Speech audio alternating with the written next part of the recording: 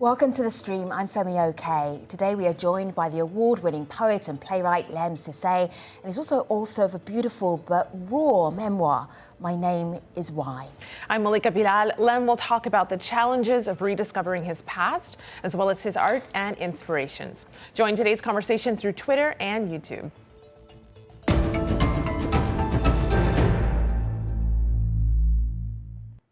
Lemn Sissay is one of the UK's most celebrated writers and has branched out from poetry into fields as diverse as theatre and broadcasting. His work has been recognised with BAFTA nominations and this year's PEN Pinter Prize. He has also overcome a series of challenges in his early life, which are detailed unflinchingly in his new book. My Name is Why traces Lem's early years growing up in a white foster family and then care homes in northern England. The book charts a week-by-week record of the files held by the authorities responsible for his care. Lemn joins us now from London. Lemn, it's so good to have you. This remarkable memoir that you have, it is informed by notes, your case files from when you were a foster kid, as a foster child growing up in a foster home, and then when you were then in care institutions. I'm going to show some of our audience what this actually looks like, because you put some of this paperwork into your book. And there's even moments when you're writing your book and you're saying, I just read that as you're writing your book. As a memoir, what was that like to read about yourself and then write and share that self with the public? Well, for the first 16 years of my life, I thought my name was Norman. I left the care system at 18 years of age with no family and no witnesses. I was a living and had been forced to live as a lie. I had my mother and family stolen from me. I was imprisoned as a child.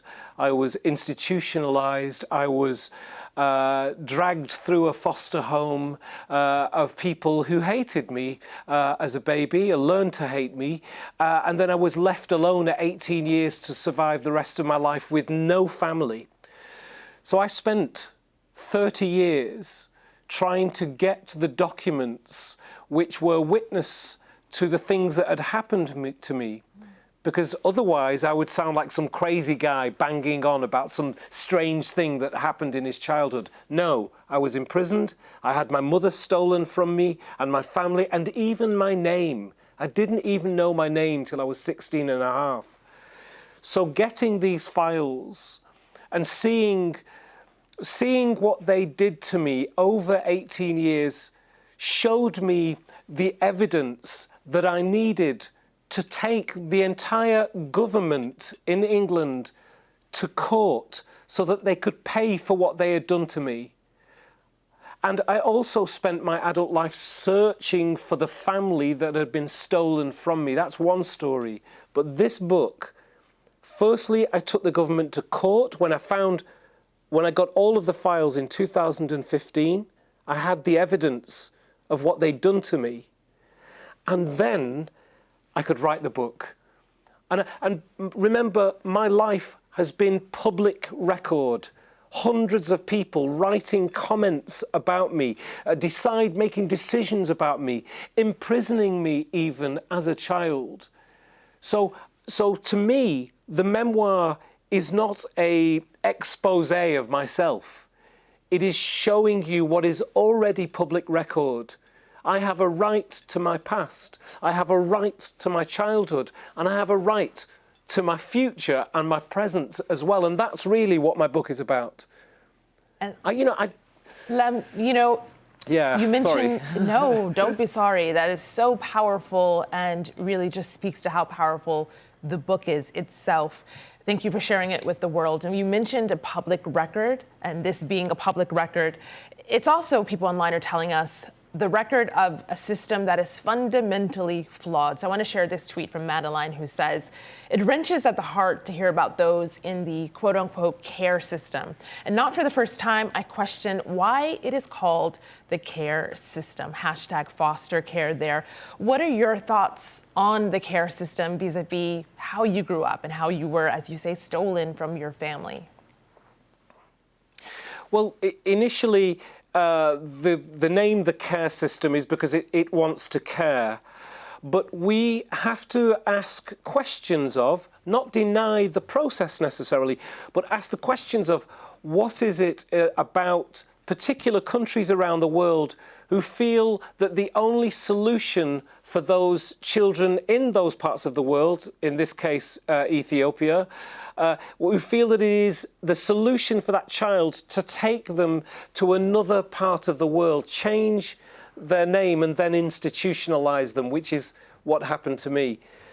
There are some great stories in the care system. There are some great adoptees who are with happy families, and that's really how it should be. But when you hear on Dan Rather reporting on the news in America of Ethiopian children being thrown out onto the street, when you hear about a small girl in her teenage years who dies at the hands of adopting parents in Ethiopia, when you see television programmes like Amy, The Girl Returns, about a child who just wanted to go back to her family, when you hear these stories, you must ask yourself the question, if this is the care system, then it can only be as good as its worst practices. Because these are children, this is their full lives being led with a childhood where they're denied themselves and they are effectively abused. If you want to care for an African child, then help them through education. Maybe they can come to your country through education, but don't deny their parents the right to still call their child my baby.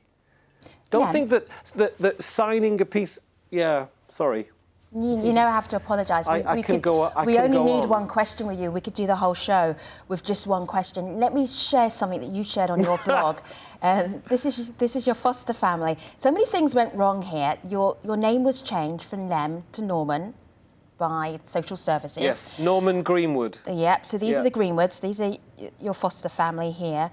And then they decided when you got to a certain age that they didn't want you to live with them anymore. And then that's, I mean, just started a whole sequence of events. You see... But how can you be from a little baby to 12 and you're a member of the family, you were their son, and then you weren't? What was going on in their head, do you think? No, they said they were my family forever.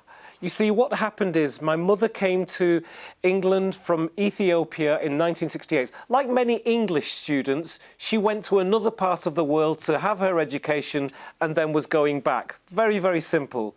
But she landed in England in 1960s when, if you were a pregnant woman, and by the way, she didn't know she was pregnant when she arrived here in England, and she had no intention of staying in England, and she didn't. She was placed into a mother and baby home.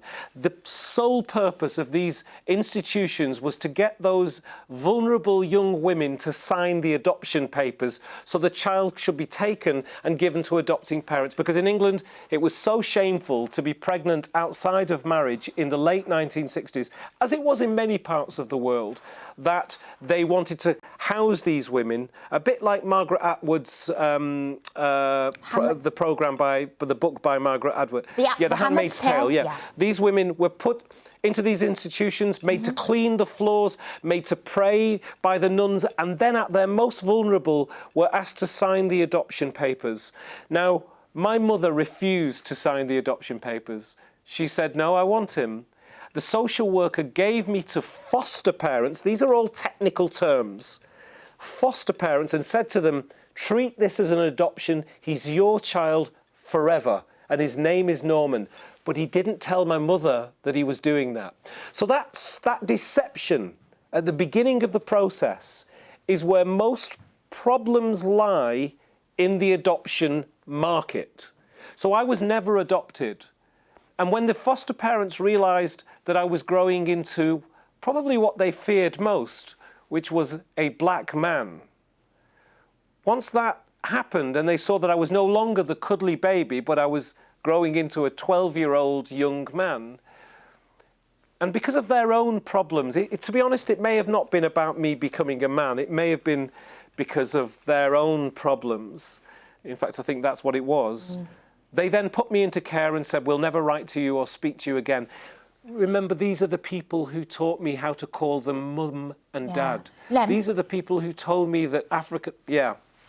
I want to show this picture of you because I want Yes, people to see what you were like as a little youngster here with your brother and sister. Okay, yeah. You're in your school uniform. You're wearing your red tie there. You look adorable. One of the things I want you to do is to read for me. And this is how you feel that people saw you as you got a little bit older, because you went from, as you said, from a cute, cuddly little brown baby into a young black man. And there's something in chapter 23 of your memoir that leapt out at me. Will you share it with our audience, please? Yes, I will. And we have to remember that at 12, they put me into children's homes and I lost everybody, my brothers, my sisters, my aunts, my uncles, my cousins, my granddad, all the people that I thought were my family. And I was housed in institutions, not knowing my own name. And inside those institutions, I slowly became a teenager. I was given the nickname Chalky White, which was supposed to be a joke. And then this happened. I realised, I am a black man, I said to myself. I am a black man. I am not colourblind. I am a black man. I am not chalky white. I am not a nigger, a coon, a wog. I am a black man. I changed seemingly overnight from the cheeky chappy, the happy-go-lucky joker into a threat. And it hurt me. How could identifying who I am be a threat to people? I couldn't unsee the shopkeeper flush red from the neck upwards at the sight of me, or the store detectives following me in the shops, at the bus stops. I couldn't unsee the woman clutching her handbag as I stood waiting for the bus. I couldn't unsee that no one would sit next to me on the bus. I couldn't unsee men glaring at me. I couldn't unsee people in cars craning their necks to stare at me. I couldn't unsee the people from the tops of the buses pointing at me and laughing at me. I couldn't unsee them hacking up phlegm and spitting at me from the bus. I couldn't unsee the police watching me or the police cars slowing down deliberately as they passed. I couldn't unsee the cars accelerating as I crossed the road. Lemn, thank you for that. I found myself... Powerful moment, thanks. powerful reading. Your work is poetic and beautiful, even as you're telling harrowing tales and stories about what happened to you. I want to share what your work means to some people. This is Tony Mason on Twitter, who says, "Just finished My Name Is Why. It is superbly written, harrowing, thought-provoking, and shocking read. How wonderful to see the kid that went through all of this as he is today." But put that to one side for a moment, because earlier you mentioned that you're not alone in this, in a way. You mentioned some documentaries that talk about the system of adoption, and one of them was featured on Al Jazeera's Witness. It's called A Girl in Return. We have a video comment. We have a video comment from the director, who's a friend of yours, Katrine Khier, and here's what she told the stream. I think the biggest surprise to me during my work with these two films I done about adoption is with the first one, Mercy Mercy, was definitely when I found out that 90%, approximately 90% of all the orphans in the world, they are not really orphans. They do have a living mother and father, but they are not able to take care of them. And with my work on Girl in Return, I was very, very shocked to see how much your culture and your mother tongue, how important that is for you when you are formed as a person. That, I mean, one could say that it kind of runs in your blood, and you need, if you exclude that from a person, you create a big trauma from this person. And I would like to hear Lemn talk about how he experienced that whole cultural thing, or the lack of it in his upbringing. So Lemn, I want your thoughts on that, but keep in mind, as we're doing the show, we're going out live on YouTube, and there are so many people in the comments saying, he's Ethiopian, he is Habasha, I know him. So talk to us about that cultural identity, because people recognize you whether you knew as a young child or not. No, I am now known to my people, okay? Like, I am known to my people in Ethiopia, and I'm blessed by being part of a community of Ethiopians in Ethiopia and throughout the world. You know, my father was a pilot for Ethiopian Airlines. My mum works for the UN in New York. I have sisters and brothers all over the world. But the true family is of people who stop me in the street in Addis Ababa, in New York, in Washington, D.C., especially Washington, D.C., but in Nairobi, all over the world, who are Ethiopians, who can look at me and say, it's you, Lemn, they say, Lemn. My name in Amharic, Lemn. It means the question why. And it reminds me most of all this is the most important thing about my entire life and finding my family and of Ethiopia in general, but of me. It's that I am not defined by my scars, but by the incredible ability to heal. So when I meet Ethiopians, I am healing. And so it's a joyous occasion. My story may seem sad to you, but I always followed the light. I always followed what I believed to be the truth, even when isolated and having nobody to support me.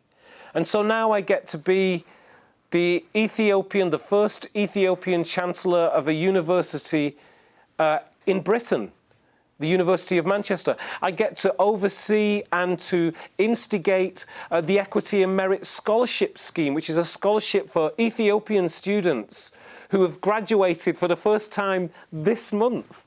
I get to bring Mulatu Astatke to the Brighton Festival, where I am artistic director this month. I get to bring writers from Ethiopia to England to perform at festivals. I get to be able to do good things because they feed me. I've been given so much from Ethiopia that I can give back. I can give back the love that I'm given on a daily basis. And it's a blessing. In Ethiopia, my name, Lemn, is an unusual name. It means the question why. And every time I meet an Ethiopian, and that's daily, I have my answer. I have the answer. I love that you just So explained that. I want to share this, picking up on that, because Ahmed here wrote in, I'm from Ethiopia, and I know that Lemn and Sissay in Amharic means why and luck, respectively, but I want to know whether the meanings of his name have influenced his writings in any way. P.S. I love his poems. And then underneath that, someone said, I actually think Sissay means blessing. So have your names, the names you've chosen for yourself, have they represented in your poems? I'll tell you this.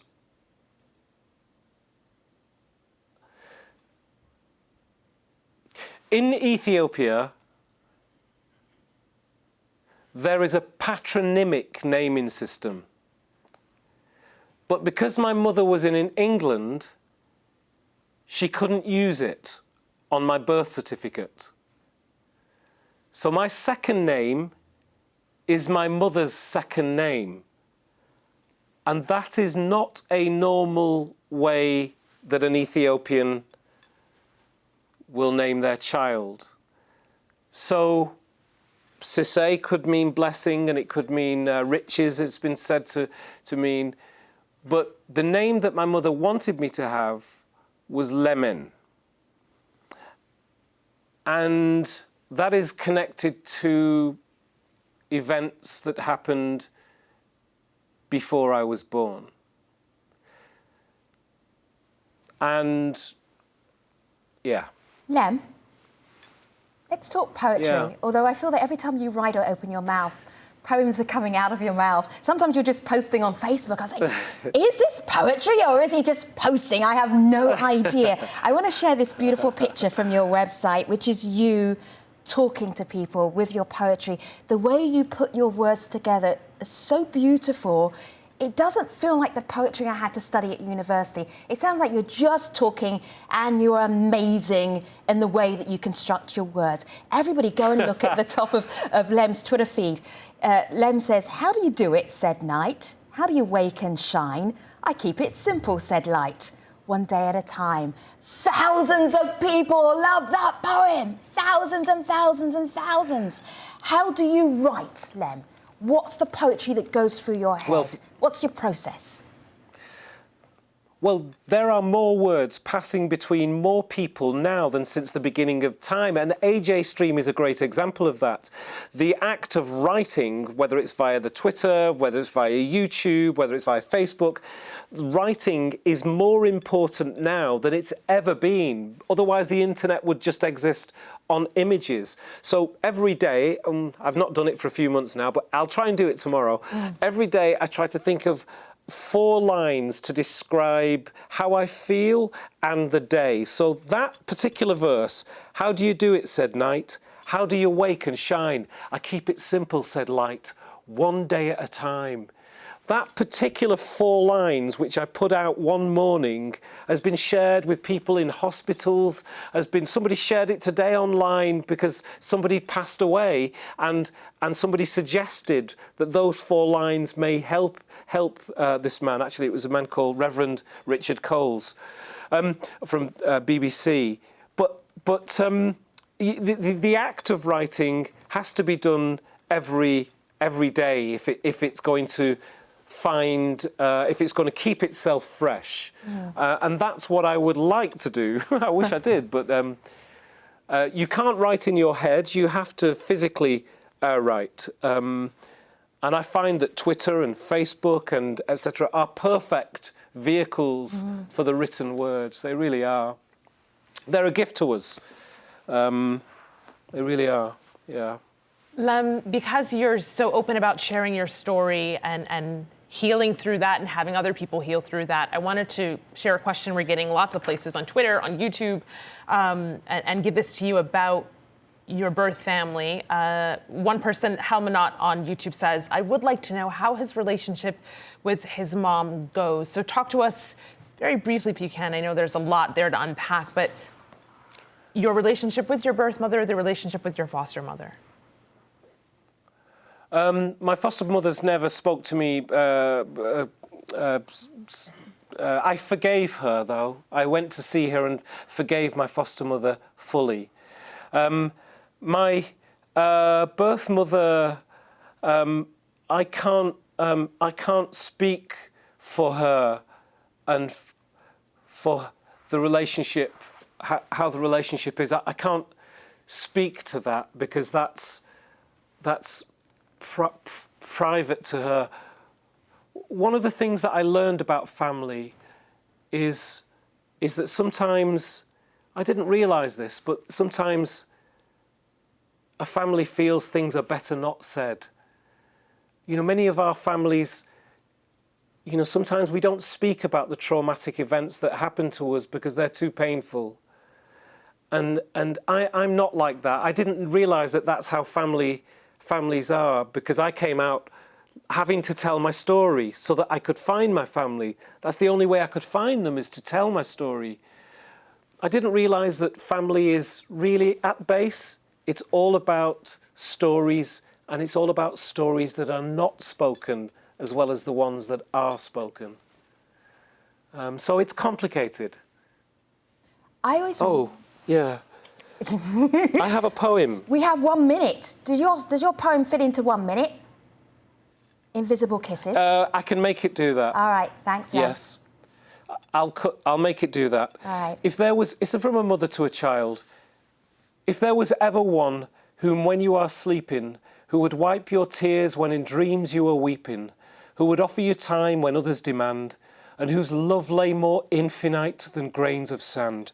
If there was ever one to whom you could cry, who would gather each tear and blow it dry, who would offer help on the mountains of time, and who would stop to let each sunset soothe your shades of mind. If there was ever one whom when you believe, if there was ever one whom when you achieve was there before the dream, and even then believed, who would clear the air when it's full of loss, who would count love before cost. If there was ever one who can offer you this and more, who in keyless rooms can see open doors, who in open doors can see open fields, and in open fields see harvests yield, then see only my face in the reflection of these tides through the clear water beyond the river's side. All I can send is love, and all that this is, Thank a poem and a necklace of Invisible Kisses. Lemn Sissay, thank you for being our guest on the stream today. We really appreciate your time. Author of My Name Is Why. Thank you for your words. We appreciate you.